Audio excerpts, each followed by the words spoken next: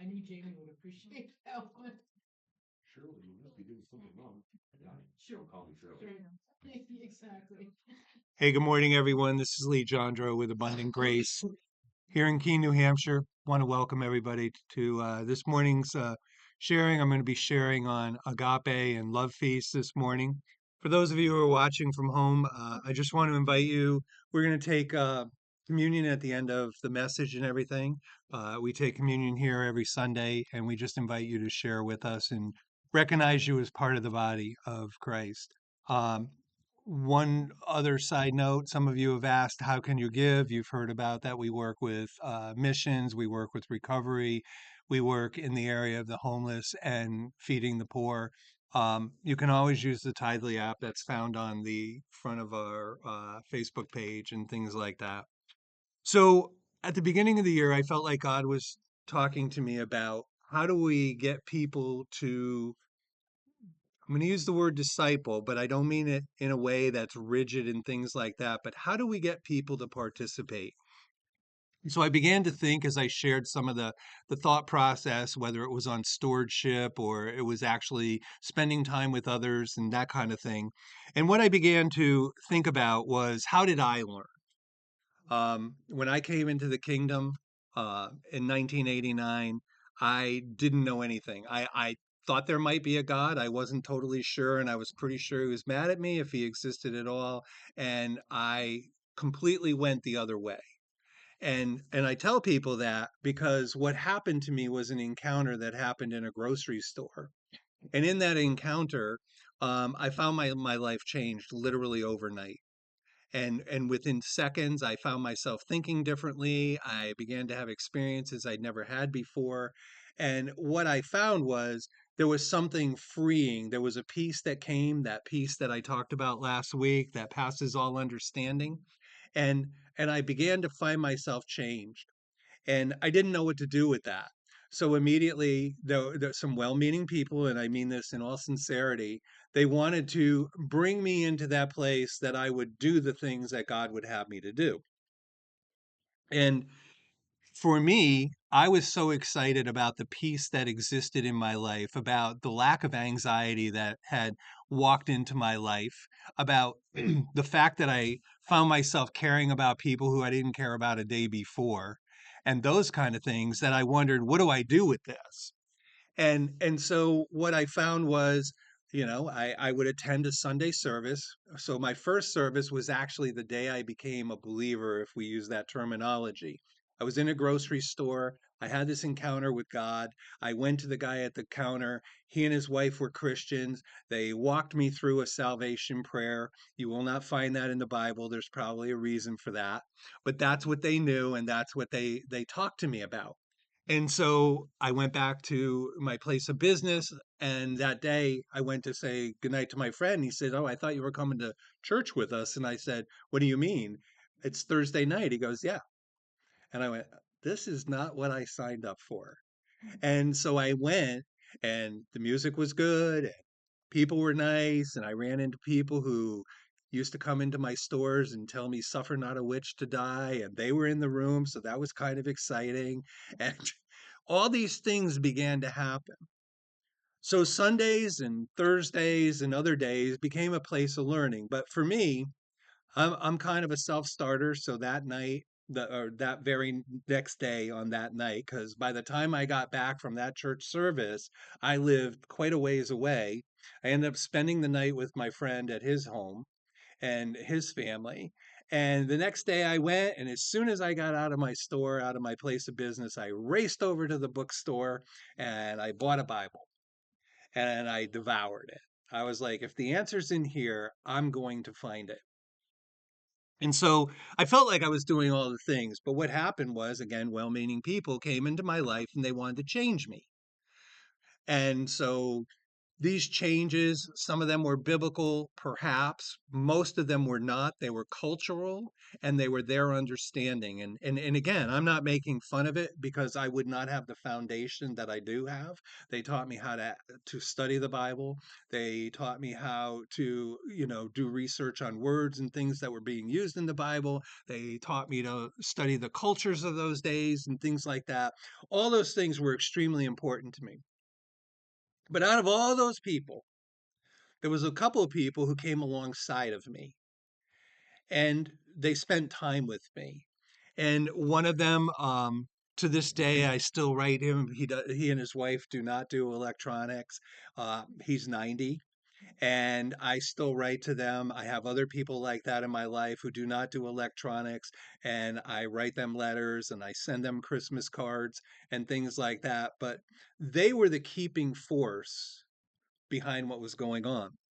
And so a few weeks ago, I made a post that said, I will pray for you. And like Paul, I covet your prayers, and I'm sure you do as well. But in the coming days, the litmus test of our faith will be going beyond that place. We are told that they will know us by our love.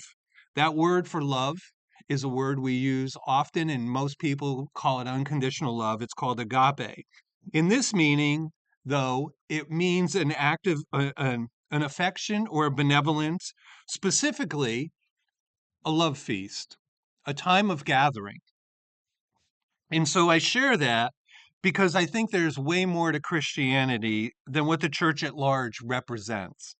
In the same word that is used in Romans 5:8, but God commands his love towards us in that while we were sinners, God loved us, or God died for us. That is the same word that is used when it talks about a love feast. So God is saying to you and I that, it's easy. We say agape, we're going to love people unconditionally. Let me be painfully honest when I say this. I don't think anybody truly loves unconditionally but God.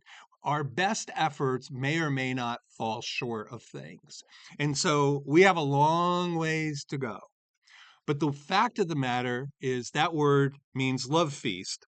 And so agape is an unconditional love that gives without an expectation of anything in return.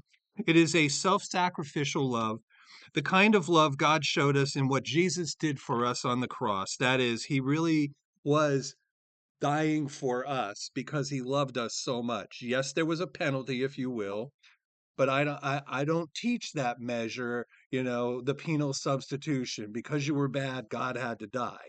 In the process of God loving you, he made the decision to die and met all those conditions. But he didn't say, well, they're really bad people, so I'm going to do this. He said, I'm really in love with these people, so I'm going to do this.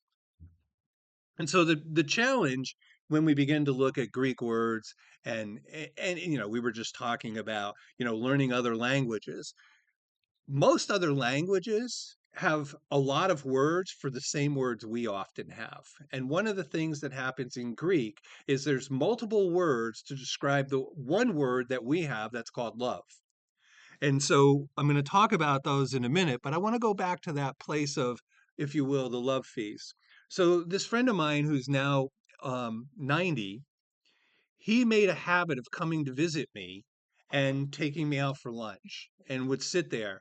And over lunch, he would begin to share things about I became very involved with him and his wife and his kids, and we helped each other. One of the craziest things we ever did, there was a very, very large snowstorm early on, right after Tina and I got married. It was in the like 90, probably 92. And it was a very large snowstorm, and snow's piling up in the driveway, and all of a sudden I hear this horn outside.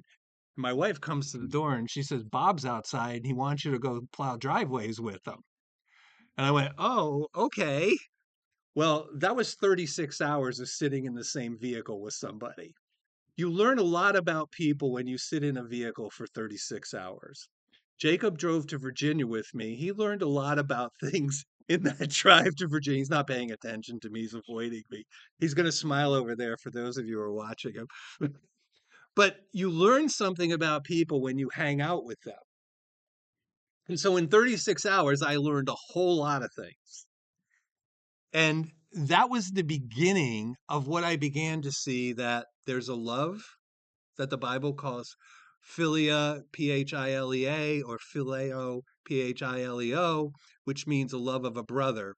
And then the word agape, and then there's some derivatives of the word storge, Storge, in the Bible. These are words that our capabilities in the English language only use one word to describe.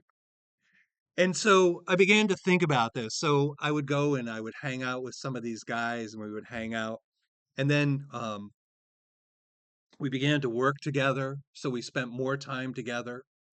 And every day I hung out with people. There was a point in time where another friend of mine, we kind of became partners, and we worked together all the time. And so that meant, we were walking out the door at 5 o'clock in the morning to go to work, and we were coming home oftentimes at 6 o'clock, 5 to 6 o'clock at night. So we were spending all these days working together, having conversations about God, all these things that were going on. And then there was another thing that began to happen. They began to have a bunch of the people began to get together, and every week they would plan a meal. And at that meal, people would get together, they begin to talk about the things of God, uh, talk about the things that God was doing, testify of those things. And I look back on that because I will be honest, in my early Christianity, I was slightly competitive. And they would break out the board called Risk. I love Risk. Okay, I'll just tell you, if you don't know what Risk is, it's my joke, faith is spelled Risk, or you can just play it. And so I love Risk because it's about taking over territories. But we did this on a weekly basis. We got together and we hung out and we ate good food and we spent a lot of time together. And then through a series of circumstances, that kind of went away. Without getting into the details, it kind of went away. My wife and I and our children, we ended up going to another fellowship. And so, because of the work that I did, I felt like God wanted me to do something special. So I began to hire people from probation and parole. So I had ex-cons that would come work for me. They work with me, and I would share the gospel with them, and I would share the love of the Father with them. And there was a bunch of uncanny and amazing things that happened. I can tell you this. We began to move some of those people into our home. Here we are, blended family, lots of kids, lots of young kids, and now we have ex-cons living with us. And I'd like to tell you these ex-cons were misdemeanor ex-cons, but they weren't. And they became some of the greatest people in our lives. To this day, the majority of them that I'm aware of are in some degree of ministry somewhere in this country. And we got to share the love of the Father with them. One guy decided he was going to bake bread every day, so every day we had fresh bread, and and food and things like that. And all those things began to happen, and people understood that we were working with this group of people, and that what began to happen was we kind of became that house where people, when they wanted healing or they wanted friendship or they wanted fellowship, would just show up. Food began to show up on our front porch. People began to leave food at our house because of these things. And these guys, we hung out together. We worked together. We played together. We probably got in trouble together. And what I found was there was something about that day to day relationship of having people live in your space. And when we began at this new church fellowship, what happened was a lot of those people hadn't experienced what many people call the gifts of the Spirit. So they began to show up at our house. And the next thing I knew, we had people showing up all the time, every day.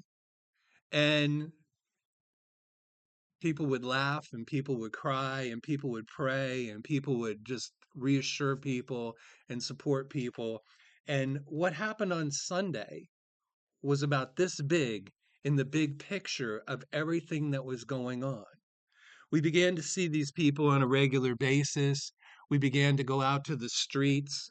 We began to take the message of love out to the street. We began to share the gospel. People would show up out in the middle of parking lots, what's now Walmart, but at the time it was Kmart. And we used to joke about the blue light special and all those things that happen. And these people would show up, and we would see people being healed and people being going through what some would call deliverance and things like that. But the common community was what pulled people together. The love for one another began to pull people together. And then again, through more events that were kind of crazy, Tina and I found ourselves moved out of that community completely, not just the church community, but the whole community. But while we were there, we had met a bunch of people, and I had been hit by a taxi cab, and I had a brace on and everything, and I couldn't do my work, and I'll be honest with you, I was pretty miserable. Life just was not fun. And some people kind of embraced us and they said, "Hey, we want to take you to these meetings up in Toronto, Canada." And I'm like, okay, well, Tina and I weren't doing well at that time. I'll just say that. And the idea of sitting in the back seat of somebody's car for 8 hours with somebody I wasn't sure I liked right then was pretty wild. And it was pretty freaking cold. If you think it's cold here, sit in the back of somebody's car in the middle of winter driving through Canada. And so we got up there, and I found offense at every corner. I'll just say that. Everywhere I went, something bothered me. And I was like, I'm going to go to this meeting. And, you know, we didn't have the internet like we have now. You know, people weren't going, "Hey, there's this crazy meeting and all these kids are showing up," or you didn't have that. So what you had was people actually using this amazing device called the telephone. And they called up and said, "Hey, why don't you come to Canada?" And so we went to Canada.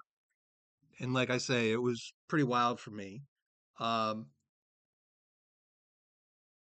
Probably the first major offense I ever really had in a church gathering was when the guy said the speaker showed up with a leather jacket on. And he told me that in his church, he had ashtrays because it wasn't his job to clean up people, it was God's job. That was all it took to push me right over the ever loving edge. I wanted to get out of there so fast. Now, remember, I'm shuffling because I can't really walk well. Because when I got hit by this taxi cab, I was in this brace. And so I had just spent 8 hours in a car with people I wasn't sure I wanted to be with. It was already really cold. And then they took me to this meeting, which was not in line with any meeting I had ever seen. And so day one was pretty bad for me. And day two, what began to happen was I felt different. Something was happening to me that I could not explain. I began to feel this overcoming love that I could not explain. And that began a series of events in my life where I spent a lot of my time laying on the floor, laying on a bed, laying on a couch. And people used to say, "Well, how long were you on the floor?" Let's just say 6 hours was a good number on a regular basis. "Well, what did you do?" I said, "I just listened." And what I found was God was stirring me with with his agape love. And not everything in my life came to pass the way I thought it should. I didn't get healed in that meeting. I got healed later. But that began a series of events where, as I say, people began to just show up at our house. And the more people showed up at our house, the more people showed up at our house. And the more people showed up at our house, the more people showed up at our house. There were times in our house where our living room had 40 to 60 people in our living room. If you folks have been in my house where I live now, we've had as many as 40 people in that living room. And that's a pretty small living room. I felt like I was in Africa somewhere because there was no room to move. I felt like I was a sardine on a bus going to New York City because everybody was really close to one another. And then God moved us. And he moved us to this community that I didn't want to be in at all. And I got there and I wasn't there a week, and I felt God say, I want you to start a place of prayer. This is for you, Hope. I wanted you to start a place of prayer. Okay, I can do that on my living room. And God said, no, I want you to rent a place and start a place of prayer. And I said, God, I don't see this as financially a good idea.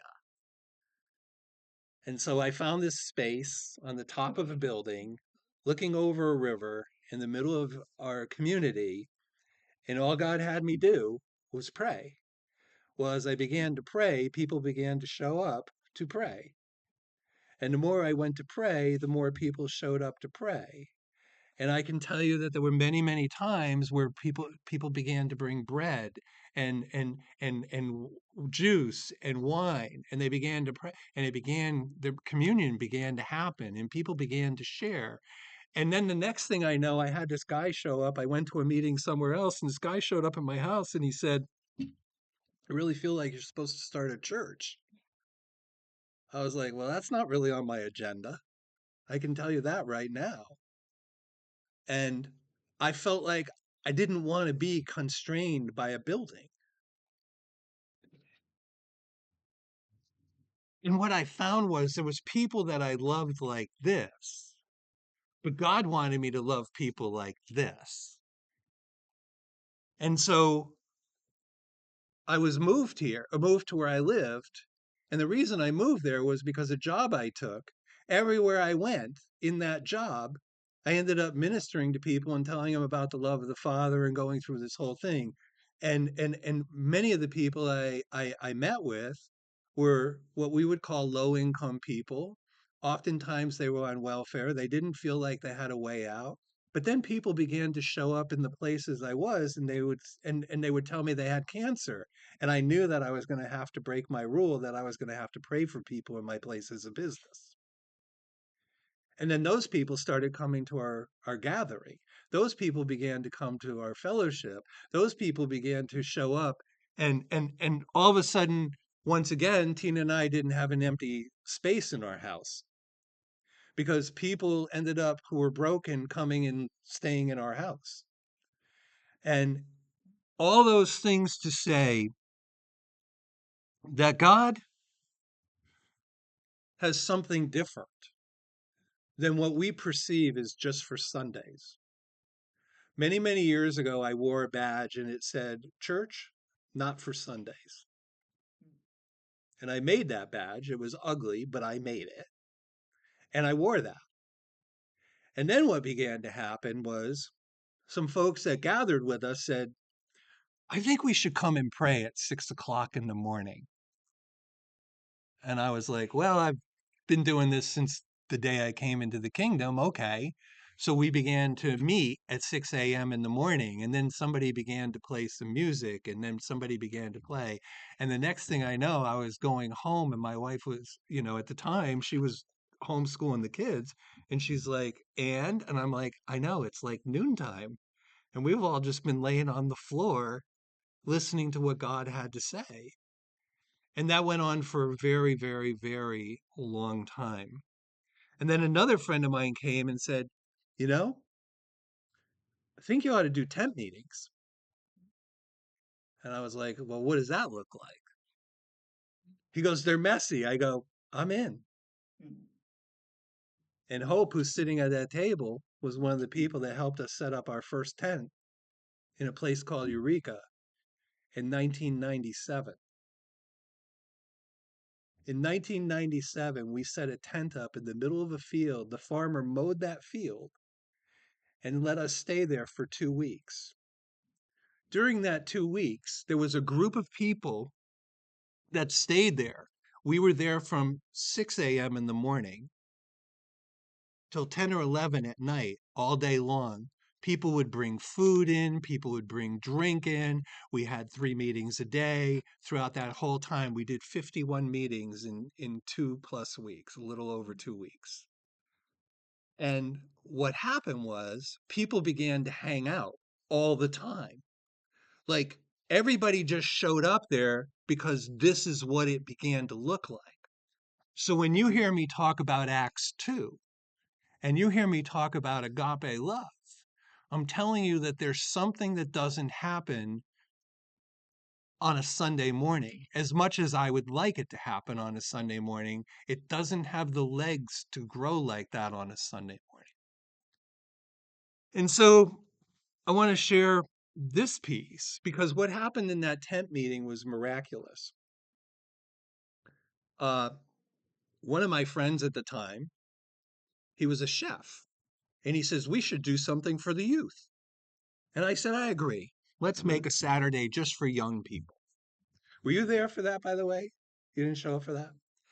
And then some people from up north came down in this, looked like the Partridge Family bus.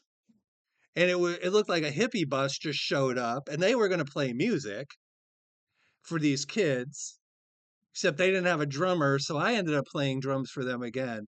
I will say this, one of the craziest things in all those meetings I just described, for some reason, no one ever had a drummer. I played drums for every single one of those meetings throughout that whole thing.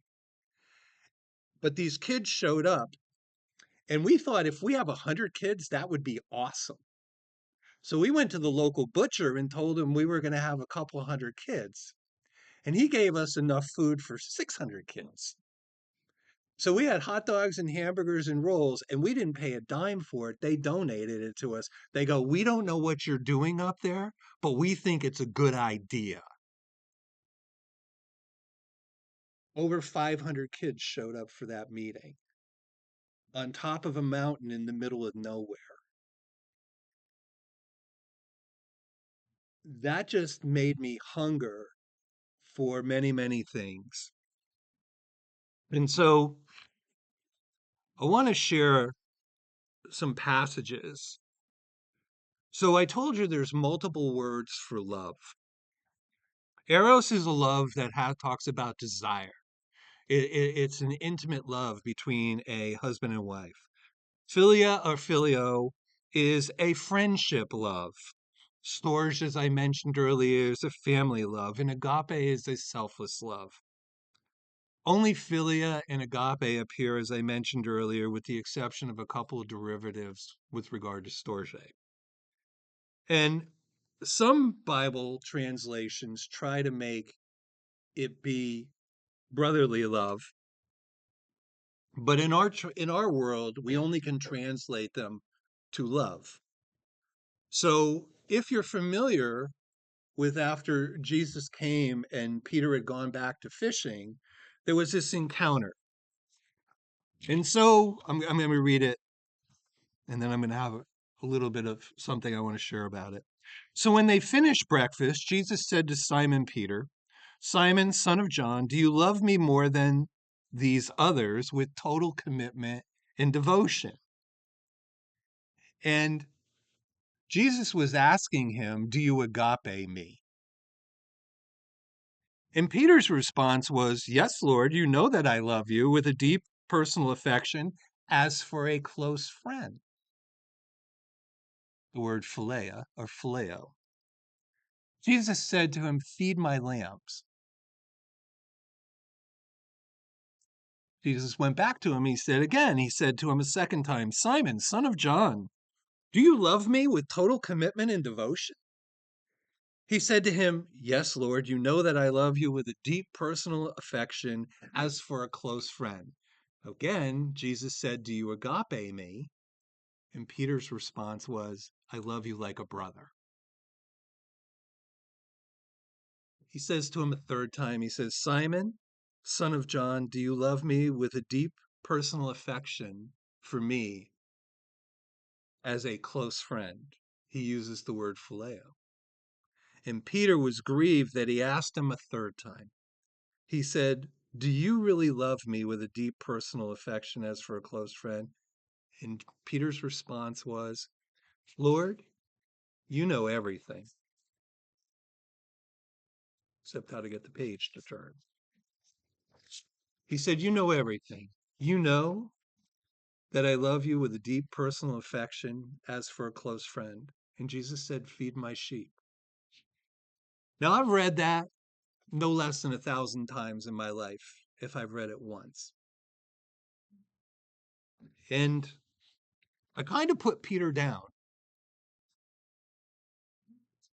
And it wasn't that long ago the Lord began to speak to me about some things. And so I used to think that Peter didn't measure up to God's kind of love.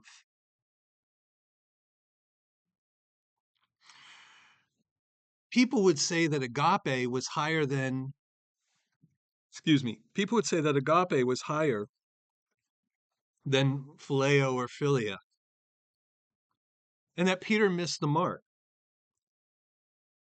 But in 1992, this guy began to share some of his thoughts on it as he read through it. He said, claiming friendship with Jesus was an upgrading in Peter's thinking.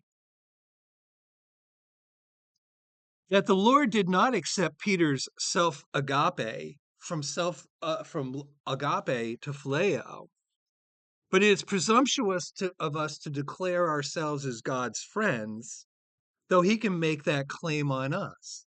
And what I realized was, no matter how hard I try to love people unconditionally, I don't always do it well. But there's something to be said for these feasts of love that God began to talk about. And I'm going to share more on this, on the specifics, but it's not communion and it's not the table. It's taking the time to sit with one another and truly love others as friends, truly making the attempt and the effort to be deep seated in our love towards one another. And I shared some of those things that happened for a reason. I didn't learn to love people until I was connected with people. There's a lot of thinking that goes with making an effort to be isolated, making an effort to avoid people. But we are never going to change the world by avoidance. Thanks, son. We only will change the world when we see that they will know us by our love one for another. I mentioned that a few weeks ago a circumstance happened in my life where somebody came to my house in a very unloving manner. But their unloving manner doesn't change who I am. I have a responsibility to love people, not because I have a title, but because God loved me. God is calling us up into a new place.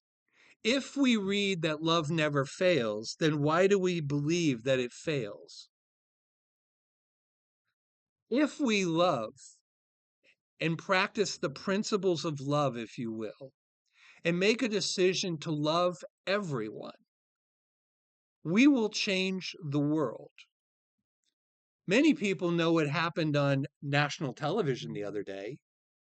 Do we really believe those kind of outbursts are going to change the world? Or do we really believe love never fails? There are a lot of people that come into our lives.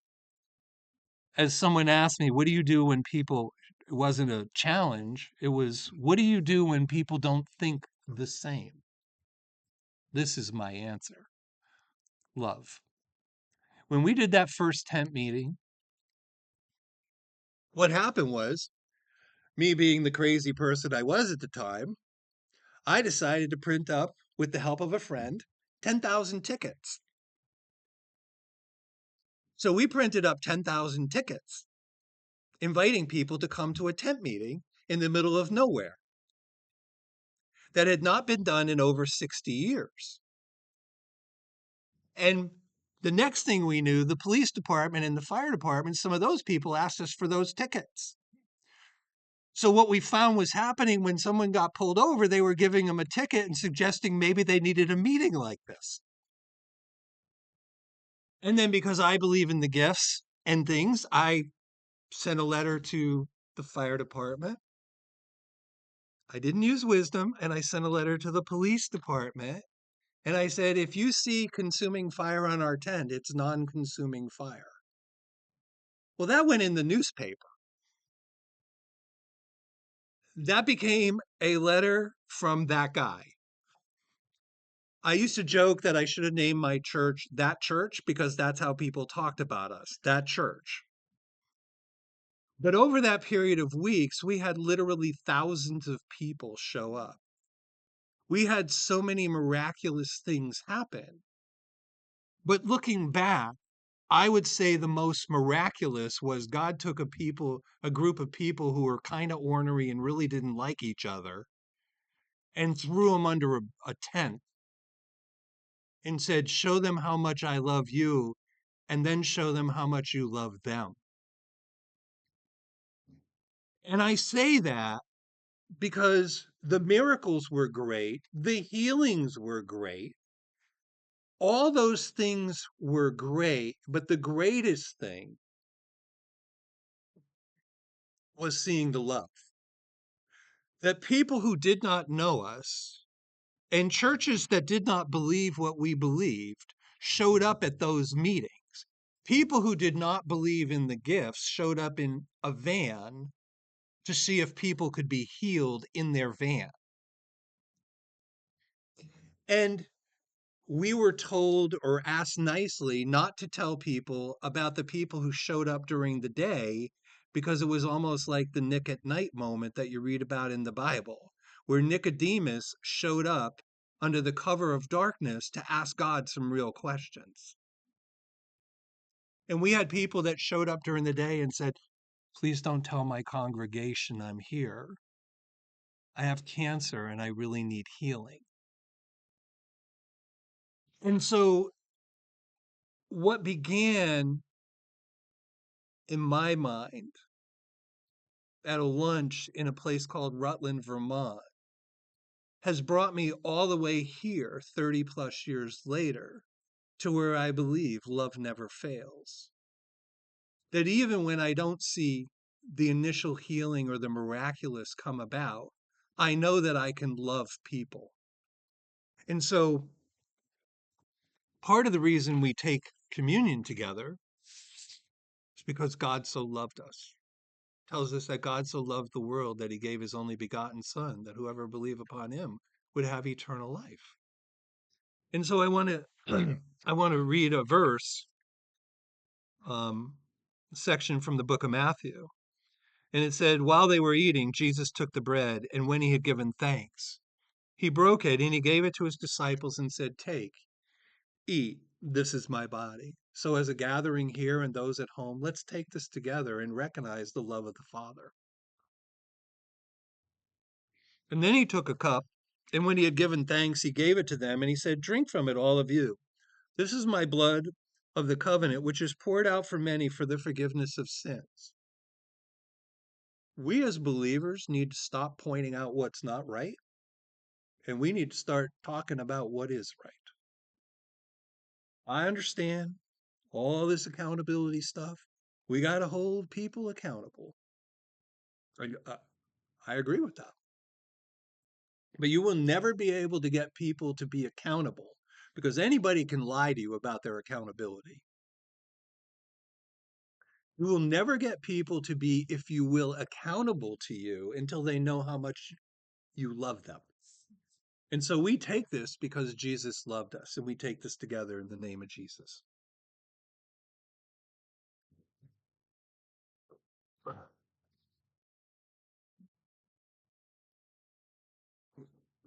For those of you who are watching from home, as well as the people who are in the room,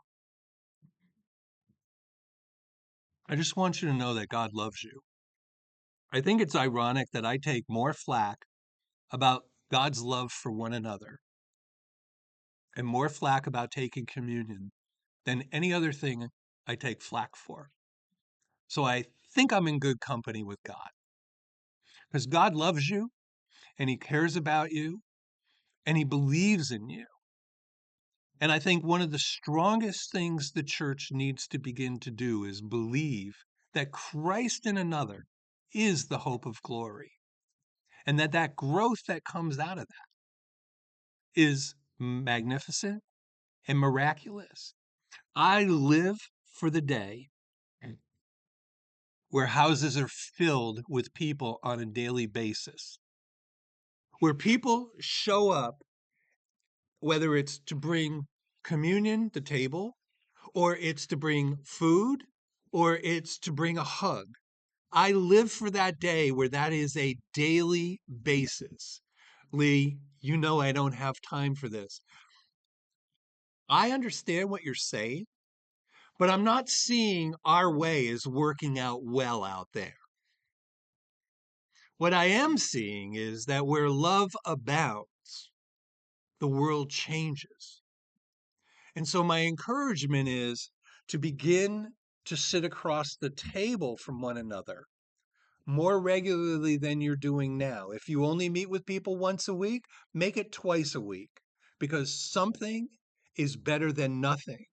And just as the Holy Spirit came to put an earnest or a deposit in our lives, your effort at that additional time changes things miraculously. And God's in the midst of it. So, for those of you at home, we're going to end.